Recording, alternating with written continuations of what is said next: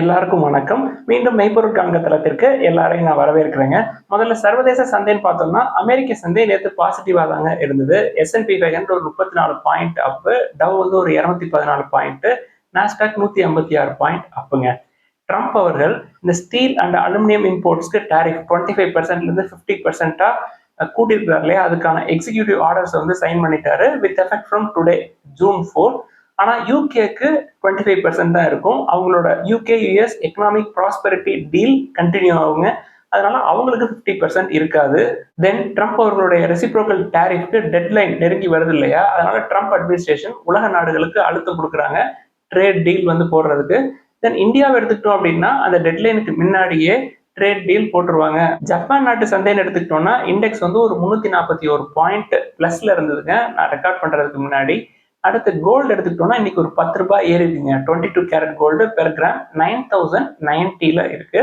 Friend crude எடுத்துக்கிட்டோம்னா ஒரு barrel 63.90 US டாலரா இருக்குங்க. அமெரிக்க டாலருக்கு நிகரான இந்திய ரூபாயோட மதிப்பு 37 காசு சரிஞ்சிருக்கு. 85.85 இந்திய ரூபாயா இருந்தது நான் கடைசியா பாக்குறப்ப. அடுத்து இன்னைக்கு அப்டேட்ஸ்குள்ள போயிடலாங்க. ஃபர்ஸ்ட் ஆட்டோ செக்மெண்ட்ல ஒரு சில நியூஸ்லாம் இருக்கு, அதை பார்ப்போம். மாருதி சுசுகி பிவி சேல்ஸ்ல ஃபர்ஸ்ட்ல இருந்தாலும் கூட அவங்களோட சேல்ஸ் வால்யூம் அப்படின்றது 6% குறைஞ்சிருக்குங்க. ரெண்டாவது இடத்துல மஹேந்திரா ஸ்ட்ராங்கா இருக்கிறாங்க. தென் ஹூண்டாய் மோட்டார்ஸ் மூணாவது இடத்துல இருக்கிறாங்க. டாடா மோட்டார்ஸ் நாலாவது இடத்துல இருக்கிறாங்க. ஹூண்டாய் மோட்டார்ஸ் எடுத்துக்கிட்டோம்னா அவங்களோட சேல்ஸ் வால்யூம் 10.8% குறைஞ்சிருக்குங்க. டாட்டாவோட சேல்ஸ் வால்யூம் 11% கீழே விழுந்திருக்கு. எல்லாருமே மார்க்கெட் ஷேரை லூஸ் பண்ணிருக்காங்க. ஒரு 1.5%லேருந்து 2% வரைக்கும். மாருதி சுசுகியா இருக்கட்டும், ஹுண்டாயா இருக்கட்டும், டாடா மோட்டார்ஸ் இருக்கட்டும், யார் கெயின் பண்ணியிருக்கா அப்படின்னா மஹேந்திரா, எம்ஜி மோட்டார்ஸ், டயோட்டா இவங்கெல்லாம் வந்து மார்க்கெட் ஷேரை கெயின் பண்ணியிருக்கிறாங்க. இப்போதைக்கு M&Mோட மார்க்கெட் ஷேர் எடுத்துக்கிட்டோம்னா 14.9% இருக்கு. டயோட்டா 8.3% இருக்குங்க மார்க்கெட் ஷேர். அடுத்த ஆட்டோ செக்மெண்ட்ல ரெண்டாவது அப்டேட் என்னன்னா, டாடா மோட்டார்ஸ் வந்து டாடா ஹேரியர் இவி வந்து லான்ச் பண்ணிட்டாங்க சக்சஸ்ஃபுல்லா. எக்ஸ் ஷோரூம் பிரைஸ் வந்து 21.49 லேக்ஸா இருக்குங்க. ஸோ ஹேரியர் இவி மஹேந்திரா இவிக்கு டஃப் காம்படிஷன் கொடுக்கும் அப்படின்னு நான் எதிர்பார்க்குறேன். அடுத்து ஆட்டோவில் மூணாவது அப்டேட் என்னன்னா, டிவிஎஸ் மோட்டார்ஸ் வந்து கெடா மொபைலிட்டி கூட ஒரு எம்ஓயு சைன் பண்ணியிருக்காங்க. எதுக்கு அப்படின்னா ஃபினான்ஷியல் 26ல ஒரு 500 டிவிஎஸ் கிங் இவி மேக்ஸ் 3 வீலர்ஸ் வந்து டெலிவரி பண்றதுக்கு. டிவிஎஸ் நம்ம ஓவர் வேல்யூன்னு சொல்றாங்க, ஆனா ஜெஃப்ரிஸ் வந்து டிவிஎஸ் அப்கிரேட் பண்ணியிருக்காங்க. ஒரு 15 to 16% ஏறுறதுக்கு வாய்ப்பு இருக்கு ஃபினான்ஷியல் 26ல அப்படின்னு சொல்றாங்க. பட் நம்ம கன்சிடர் பண்ண மாட்டோம் ஓவர் வேல்யூட் அப்படின்றதுனால. அடுத்து ஆட்டோல ஃபோர்த் அப்டேட் அசோக் லேலாண்ட்லங்க. அசோக் லேலாண்டுக்கு தமிழ்நாடு ஸ்டேட் டிரான்ஸ்போர்ட் கார்பரேஷன்ல இருந்து பஸ் ஆர்டர்ஸ் வந்திருக்கு ஒரு 183 கோடி ரூபாய்க்கு. அதாவது BS6 டீசல் சேசஸ் பஸ்ஸஸ் வந்து ஆர்டர் பண்ணியிருக்காங்க TNSTC. அசோக் லேலாண்டை பொறுத்த வரைக்கும் இந்தியா இன்டர்நேஷனல் லெவல்ல அவங்களோட பிசினஸ் ரொம்ப ஸ்ட்ராங்கா இருக்குங்க. 50 கண்ட்ரீஸ்க்கு அவங்க சப்ளை பண்ணிட்டு இருக்காங்க. வேல்யூவேஷன் ஒரு 22 டைம்ஸ் ஏர்னிங்ஸ்ல இருக்குங்க. போனஸ்லாம் வரப்போகுது. பட் கமர்ஷியல் வெஹிக்கிள் செக்மெண்ட்டை பொறுத்த வரைக்கும் நம்ம டாடா மோட்டார்ஸை கன்சிடர் பண்றோம் சீப்பா, அதனால தான் நம்ம அசோக் லேலாண்ட் பக்கம் போறது இல்லை. பட் அசோக் லேலாண்ட் ஷேர் ஹோல்டர்ஸ்க்கு நல்ல வேல்யூ அன்லாக்கிங் இருக்குங்க தொடர்ந்து. அடுத்த ஆட்டோ செக்மெண்ட்ல ஃபோர்த் அப்டேட் என்னன்னா, டாடா டெக்னாலஜிஸ் TGP அப்படின்னு சொல்லிட்டு பிரைவேட் ஈக்விட்டி ஃபிரிம், யூஎஸ் பேஸ்டு ஃபிரிம், அவங்க வந்து டாடா டெக்னாலஜிஸ்ல ஒரு 2.1% ஸ்டேக் வச்சிருக்காங்க.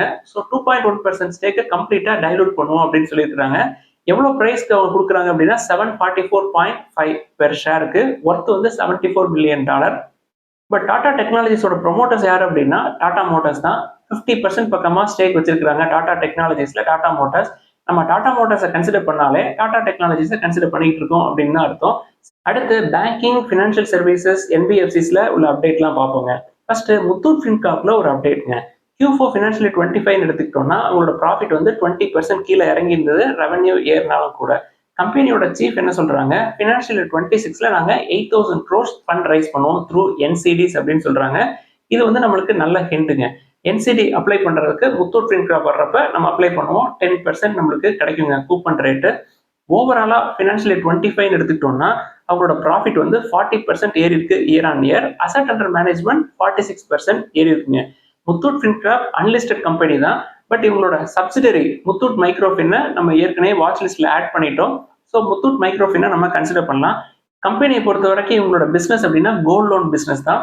கம்பெனி என்ன சொல்றாங்க, எங்களோட நான் கோல்ட் லோன் பிசினஸ் அப்படின்றது 15% ஆஃப் டோட்டல் ரெவன்யூ இருக்கும் அப்படின்னு சொல்றாங்க. நெக்ஸ்ட் 3 இயர்ஸ்ல இதை நாங்க 30% ஆக்குவோம் அப்படின்னு சொல்றாங்க. கம்பெனியை பொறுத்த வரைக்கும் நம்ம தெரிஞ்சுக்க வேண்டியது என்ன அப்படின்னா, இந்த வருஷம் ஃபண்ட் ரைஸ் பண்ணுவாங்க NCD மூலமா. நம்மளுக்கு ஒரு 10% கூப்பன் ரேட்ல நல்ல பாண்ட் கிடைக்கும். அடுத்து ரெண்டாவது அப்டேட் கனரா பேங்க்லங்க. கர்நாடகால மணங்குளி அப்படின்ற ஏரியா பெங்களூர்ல இருந்து ஒரு 500 கிலோமீட்டர் மேல நார்த் ஈஸ்டர்ன்ல இருக்குங்க. அந்த மணங்குளி பிரான்ச்ல ஒரு 59 கிலோகிராம் ஆஃப் கோல்டு வந்து திருட்டு போயிருக்கு. அதோட ஒர்த் வந்து 53 கோடி அப்படின்னு சொல்றாங்க. அது போக ரொக்கமா ஒரு 5.2 லட்சம் கோடி திருட்டு போயிருக்குங்க. பேங்க்ல சிசிடிவி கேமரா எல்லாம் வச்சிருந்திருக்காங்க. களவாண்டு போனவன் என்ன பண்ணிருக்கான், சிசிடிவி கேமரா, ஹார்ட் டிஸ்க் எல்லாத்தையுமே சேர்த்து எடுத்துட்டு போயிருக்காங்க. அடுத்த தேர்ட் அப்டேட் வந்து ஹெச்டிபி ஃபினான்ஷியல் சர்வீசஸ். செபி வந்து ஹெச்டிபி ஃபினான்ஷியல் சர்வீசஸோட 12,500 crore ஐபிஓக்கு கிரீன் சிக்னல் காட்டிட்டாங்க. இது ஹெச்டிஎஃப்சி பேங்க்கு நல்ல செய்தி. அடுத்து ஐடிஎஃப்சி ஃபர்ஸ்ட் பேங்க்ல ஒரு அப்டேட்டுங்க. வார்பர்க் பிங்கர்ஸ் வந்து கம்பெனில ஒரு 9.99% ஸ்டேக் எடுப்போம் அப்படின்னு சொல்லியிருந்தாங்களே ஏற்கனவே. அதுக்கு competition commission of India approval கொடுத்துட்டாங்க. த்ரூ கரன்சி இன்வெஸ்ட்மெண்ட் அவங்க வந்து ஒரு 10% ஸ்டேக் வந்து ஐடிஎஃப்சி ஃபர்ஸ்ட் பேங்க்ல எடுப்பாங்க. 60 ரூபாய் ஒரு ஷேர் அப்படின்ற மேனிக்கு 10% ஸ்டேக் வாங்குற மாதிரி எனக்கு தெரியுதுங்க. அடுத்து எல்என்டி ஃபினான்ஸ்ல ஒரு அப்டேட்ங்க. கம்பெனியோட எம்டி சிஓ சுதீப் ராய் அவர்கள் என்ன சொல்றாங்க, கம்பெனி வந்து அவங்களோட பிசினஸை ஈஸ்டர்ன் பார்ட் ஆஃப் கண்ட்ரில தொடர்ந்து எக்ஸ்பேண்ட் பண்ணிட்டு இருக்கோம் அப்படின்னு சொல்றாங்க. ஈஸ்டர்ன் பார்ட்னா எதை சொல்றாருன்னா வெஸ்ட் பெங்கால், ஒடிசா அந்த ஏரியாஸ் சொல்றாருங்க. அது போக மைக்ரோ ஃபினான்ஸ் பத்தி அவர்கிட்ட கேள்வி கேட்டதுக்கு எல்என்டி ஃபினான்ஸை பொறுத்த வரைக்கும் கலெக்ஷன் எஃபிஷியன்சி கூடி இருக்கு, 99.6% இருக்கு அப்படின்னு சொல்றாரு. தென் மைக்ரோ ஃபினான்ஸ் இண்டஸ்ட்ரி எல்என்டியை பொறுத்த வரைக்கும் ஆகஸ்ட் செப்டம்பர்ல நார்மலைஸ் ஆயிரும் அப்படின்னு சொல்றாங்க. அதாவது second quarter of financial year 26. So third fourth குவார்டர்ல நல்ல ரிசல்ட்ஸ் எதிர்பார்க்கலாம் மைக்ரோ ஃபினான்ஸ் செக்டரை பொறுத்த வரைக்கும். எல்என்டி ஃபினான்ஸோட வேல்யூவேஷன் பார்த்தோம்னா பிரைஸ் டு புக் ஒரு 1.69 இருக்குங்க. 1.5 கிட்ட வந்தா கன்சிடர் பண்ணணும்னு நினைக்கிறவங்க கன்சிடர் பண்ணலாம். பிரைஸ் டு ஏர்னிங் 16 டைம்ஸ் இருக்கு. அடுத்து ஃபினான்ஷியல் இயர் 25 எடுத்துக்கிட்டோம்னா இந்தியன் கம்பெனிஸோட ஓவர்சீஸ் டைரக்ட் இன்வெஸ்ட்மெண்ட் அப்படின்றது 80% கூடி இருக்குங்க. $25.6 பில்லியன் இருக்கு. இவங்க எதுக்கு வெளிநாடுகள்ல போய் இன்வெஸ்ட் பண்றாங்க அப்படின்னா அவங்களோட இன்வெஸ்ட்மெண்ட்டை டைவர்சிஃபை பண்றதுக்கு ரிஸ்கை குறைக்கிறதுக்காக பண்றாங்க. எந்தெந்த கம்பெனிஸ் அதிகமா வெளில போய் இன்வெஸ்ட் பண்ணிருக்காங்க அப்படின்னா டாடா ஸ்டீல், வேதந்தா, சாமர்தனா மதர்சன், பயோகான் பயாலஜிக்ஸ், சன் ஃபார்மா, மஹேந்திரா அண்ட் மஹேந்திரா, பீராஜ் இண்டஸ்ட்ரீஸ் இவங்க எல்லாருமே ஃபினான்ஷியல் 25ல வெளிநாடுகள்ல பயங்கரமா முதலீடுகள் பண்ணியிருக்காங்க. இதுல டாப்ல இருக்கிறது டாடா ஸ்டீல் தான். $3 பில்லியன் இன்வெஸ்ட் பண்ணிருக்காங்க. தென் அடுத்தடுத்த பொசிஷன்ல யார் இருக்கு அப்படின்னா வேதந்தா $1.8 பில்லியன், தென் சாமர்தனா மதர்சன் $1.8 பில்லியன். இந்த ஓவர்சீஸ் டைரக்ட் இன்வெஸ்ட்மெண்ட் அப்படின்றது அவங்களோட சப்சிடரி கம்பெனிஸ் மூலமாகவோ இல்ல ஜாயிண்ட் வெஞ்சர்ஸ் மூலமாகவோ இந்தியன் கம்பெனிஸ் இங்க கிடைக்கிற ப்ராஃபிட்டை வெளிநாடுகள்ல போய் முதலீடு பண்றாங்க. அடுத்து பாண்ட் மார்க்கெட்ல ஒரு அப்டேட்ங்க. இந்தியன் கவர்மெண்ட் செக்டார் பாண்ட் இருக்கும் இல்லையா, அதுல ஃபாரின் இன்ஸ்டிடியூஷனல் இன்வெஸ்டர்ஸ் வந்து Q1 ஃபினான்ஷியல் இயர் 26ல ஒரு 25,544 crores வந்து வித்திருக்காங்க அப்படின்னு சொல்றாங்க. இதுக்கு காரணம் என்ன அப்படின்னா இந்தியா பாகிஸ்தான் கான்ஃபிளிக்ட், தென் யூஎஸ் டேரிஃப் இந்த மாதிரி விஷயங்கள்லாம் சொல்றாங்க.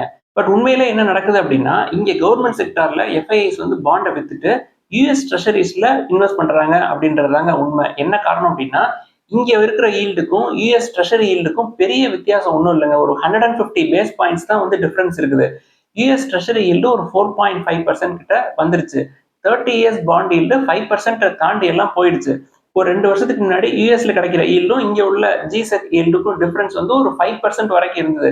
இப்போ அது வந்து ரொம்ப ஷ்ரிங்க் ஆயிடுச்சு. அதனால இங்க இருந்து வித்து சேஃபா யூஎஸ்ல இன்வெஸ்ட் பண்றாங்க. அவ்வளவுதாங்க. அடுத்து நம்ம கிட்ட வரக்கூடிய கேள்விகள்ல அதிகமா சிடிஎஸ்ல கன்சிடர் பண்ணலாமா, சிஎன்ட வந்து கன்சிடர் பண்ணலாமா அப்படின்னு சொல்லி நிறைய கேட்பாங்க. நம்ம எப்பொழுதுமே எஃப்ஐஐஸ் இதுல விற்பாங்க அப்படின்னு சொல்லிக்கிட்டே தான் இருப்போம். ஸோ சிடிஎஸ்ல பொறுத்த வரைக்கும் எஃப்ஐஐஸ் 5.7% ஸ்டேக்கை ஆஃப்லோட் பண்ணியிருக்காங்க இந்த மார்ச் குவார்டர்ல. அதே மாதிரி சிஎன்ட்லையும் ஒரு 4.3% எஃப்ஐஐஸ் ஆஃப்லோட் பண்ணியிருக்காங்க. அதே மாதிரி இந்தியா சிமெண்ட்ஸ்ல ஒரு 10%க்கு பக்கமா எஃப்ஐஐஸ் ஆஃப்லோட் பண்ணியிருக்காங்க. இதுல சிடிஎஸ்எல், சிஎன் ரெண்டுமே ஓவர் வேல்யூடா இருந்தது. நல்ல ப்ராஃபிட்ல எஃப்ஐஐஸ் வெளில போயிட்டாங்க. அடுத்து டெலிகாம்ல 2 அப்டேட்ங்க. ஃபர்ஸ்ட் அப்டேட் வந்து ஸ்டார்லிங்க். ஸ்டார்லிங்கை பொறுத்த வரைக்கும் இந்தியாவில் அவங்க ஆப்ரேஷன் ஸ்டார்ட் பண்றதுக்கு லைசன்ஸ் இன்னும் 2-3 நாள்ல வந்துடும் அப்படின்னு சொல்லி செய்திகள் வந்திருக்கு. இந்த சேட்டலைட் கம்யூனிகேஷன் ஆப்ரேஷனை அவங்க தொடங்க ஆரம்பிச்சிருவாங்க லைசன்ஸ் வந்ததுக்கு அப்புறம். குறிப்பா GMPCS லைசன்ஸ் அப்படின்னு சொல்லுவாங்க, global mobile personal communication by satellite. அந்த லைசன்ஸ் கிடைச்ச உடனே அவங்களோட ஆப்ரேஷன்ஸை ஸ்டார்ட் பண்ணிடுவாங்க. ஸ்டார்லிங்கை பொறுத்த வரைக்கும் சர்வீசஸ் கொஞ்சம் காஸ்ட்லியா தான் இருக்கும் அப்படின்னு நினைக்கிறேங்க. பட் இன்னைக்கு இருக்க சினாரியோல பிரீமியம் லக்ஸுரி பிராண்ட்ஸ் எல்லாமே நல்லா மூவ் ஆகுது இல்லையா, அதே மாதிரி டெலிகாம்லையும் கொஞ்சம் விலை அதிகமா இருந்தாலும் அவங்களுக்கு நல்ல ஆப்பர்ச்சுனிட்டிஸ் இருக்கும் அப்படின்றது என்னுடைய நம்பிக்கை. அடுத்து வோடஃபோன் ஐடியா நிறுவனத்துல ஒரு அப்டேட்ங்க. எரிக்சன் இந்தியா என்ன பண்ணிருக்காங்க, வோடஃபோன் ஐடியா நிறுவனத்துல அவங்கள்ட்ட இருந்த ஸ்டேக்ல ஒரு 0.6% ஸ்டேக்கை ஆஃப்லோட் பண்ணிருக்காங்க. ஒரு ஷேர் வந்து ₹6.76 அப்படின்ற மேனிக்கு. ஒர்த் எவ்வளவு அப்படின்னா 428.43 crores. அடுத்து ஜைடஸ் லைஃப் சயின்சஸ்ல ஒரு அப்டேட்ங்க. ஜைனஸ் என்ன பண்றாங்க, அவங்களோட யூஎஸ் சப்சிடரி ஜைனஸ் வெஞ்சர்ஸ், அவங்களோட வெஞ்சர் கேபிட்டலிஸ்ட் ஆர்ம், அதன் மூலமா ஒரு இம்யூனோ ஆன்காலஜி கம்பெனி ஏஜினஸ் அப்படின்ற நிறுவனத்துல ஒரு 5.9% ஸ்டேக்கை நாங்க எடுப்போம் அப்படின்னு சொல்லியிருக்காங்க. அதோட ஒர்த் வந்து $16 மில்லியன். ஒரு ஷேர் வந்து $7.5 வாங்குற மாதிரி செய்திகள் வந்திருக்கு.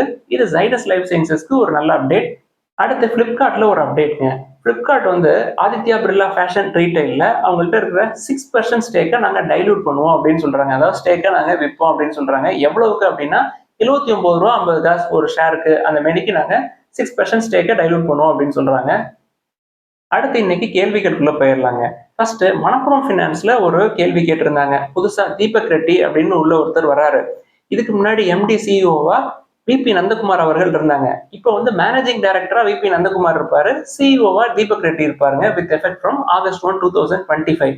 அதாவது தீபக் ரெட்டி வந்து விபி நந்தகுமார் அவர்கள்ட்ட ரிப்போர்ட் பண்ணுவாங்க. இப்ப தீபக் ரெட்டி வர்றது மணப்புரம்க்கு நல்லதா அப்படின்னு சொல்லி கேட்டிருக்கிறாங்க. தீபக் ரெட்டி அவர்கள் ஏற்கனவே நல்ல எக்ஸ்பீரியன்ஸால ஆனுங்க. 30+ இயர்ஸ் ஆஃப் எக்ஸ்பீரியன்ஸ். அதுல பஜாஜ் ஃபின்சர்வ்ல ஒரு 17 இயர்ஸ் ஒர்க் பண்ணியிருக்காரு.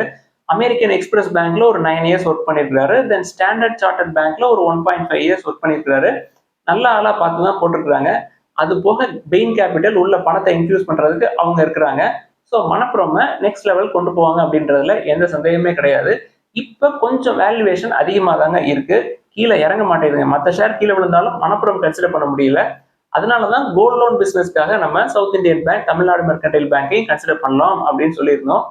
அடுத்து கண்ட்ரோல் பிரிண்ட் அப்படின்ற நிறுவனத்தை பத்தி கேட்டிருக்கிறாங்க. இந்த கம்பெனியை பொறுத்த வரைக்கும் வேல்யூவேஷன்லாம் ஓகே, பட் எனக்கு ப்ரொமோட்டர்ஸ் பத்தி டீடைல்ஸ் சரியா கிடைக்கலங்க. பட் ரீசெண்டா ஷேர் பிரைஸ் இறங்கினப்ப ப்ரொமோட்டர்ஸ் வந்து காசு போட்டு அவங்களோட ஸ்டேக்கை கூட்டியிருக்காங்க.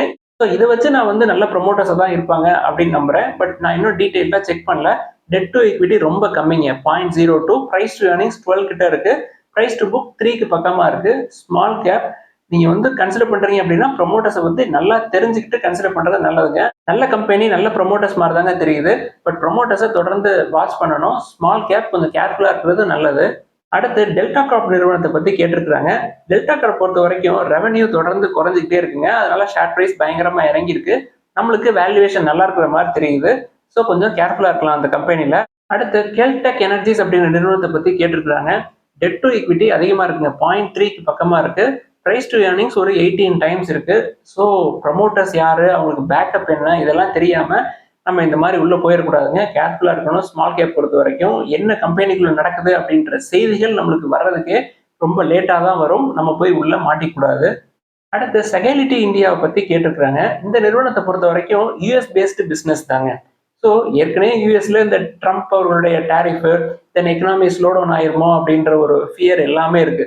இதுக்கு மத்தியில இந்த கம்பெனில எஃப்ஐஐஸும் விற்க ஆரம்பிச்சிட்டாங்க. ஸோ ரிஸ்க் வந்து ஜாஸ்தி. இதை வந்து நம்ம 2 மாசத்துக்கு முன்னாடியே கேட்டிருந்தாங்க. நம்ம என்ன சொல்லியிருந்தோம், ப்ரொமோட்டர்ஸோட ஹோல்டிங்ஸும் அதிகமா இருக்கு, ப்ரொமோட்டர்ஸும் விற்பாங்க, ஸோ ஷேர் பிரைஸ் கீழே வரும் அப்படின்னு நம்ம டிஸ்கஸ் பண்ணியிருக்கிறோம். இப்போ ரீசெண்டா ஒரு 15% வந்து ப்ரொமோட்டர்ஸ் ஆஃப்லோட் பண்ணியிருக்காங்க. ஷேர் பிரைஸ் வந்து ஒரு 32% பக்கமா கீழே இறங்கி இருக்குங்க 52 வீக் ஹைல இருந்து. யூஎஸ் பேஸ்டு கிளியன்ஸ் அப்படின்றதுனால ரொம்ப கேர்ஃபுல்லா தாங்க இருக்கணும். ஃபார்மா செக்டர் வேற, அது டிஃப்ரெண்ட்ங்க. பட் இதை பொறுத்த வரைக்கும் வேல்யூவேஷனும் அதிகமாக தான் இருக்கு. பிரைஸ் டு ஏர்னிங்ஸ் 33 டைம்ஸ் இருக்கு. டெட் டு ஈக்விட்டி 0.17 இருக்கு. பிரைஸ் டு புக் 2.16 இருக்கு. கீழே இறங்கிடுச்சு அப்படின்னு சொல்லிட்டு போனோம் அப்படின்னா மாட்டிக்கிறதுக்கான வாய்ப்புகள் நிறைய இருக்கு. ஸோ கேர்ஃபுல்லா இருக்கும். ஸோ ஓவராலா மார்க்கெட்டை வந்து டிரைவ் பண்றது எஃப்ஐஐஸ் அப்படின்றத நல்லா புரிஞ்சுட்டு இருப்போம். தொடர்ந்து 2 நாளா எஃப்ஐஐஸ் ஒரு 2500 கோடிக்கு பக்கமா விற்கிறாங்க. ஸோ எஃப்ஐஐஸ் வாங்கலை அப்படின்னா மார்க்கெட் ஏறாது. ஓவர் வேல்யூட் ஸ்டாக்ஸை வாங்கணும் அப்படின்னா நம்ம மாட்டிக்குவோம். ஏன்னா எஃப்ஐஐஸ் ஓவர் வேல்யூட் ஸ்டாக்ல இருந்து வெளில வர்றாங்க. லாஸ்ட் 2 இயர்ஸ் 3 இயர்ஸ் 300% 400%லாம் ஏறி இருக்கும் இல்லையா, அதுல எல்லாம் ப்ராஃபிட் புக் பண்ணுவாங்க. ஸோ கேர்ஃபுல்லா இருப்போம். அண்டர் வேல்யூட் ஸ்டாக்கா பார்த்து பிடிப்போம். மிட் கேப், ஸ்மால் கேப் விட்டு லார்ஜ் கேப்க்கு அதிக ஃபோக்கஸ் கொடுப்போம். மிட் கேப், லார்ஜ் கேப் அப்படின்னா வேல்யூவேஷன்ஸை ஸ்ட்ரிக்டா ஃபாலோ பண்ணுவோம். தென் ப்ரொமோட்டர் இன்டெகிரிட்டியை பார்ப்போம். இதெல்லாம் தான் இன்னைக்கு டிஸ்கஸ் பண்ணணும்னு நினைச்சோம். ஏதாவது சந்தேகங்கள், கேள்விகள் இருந்தால் எல்லாத்தையும் எழுதுங்க. தொடர்ந்து டிஸ்கஸ் பண்ணுவோம். எல்லாருக்கும் நன்றி.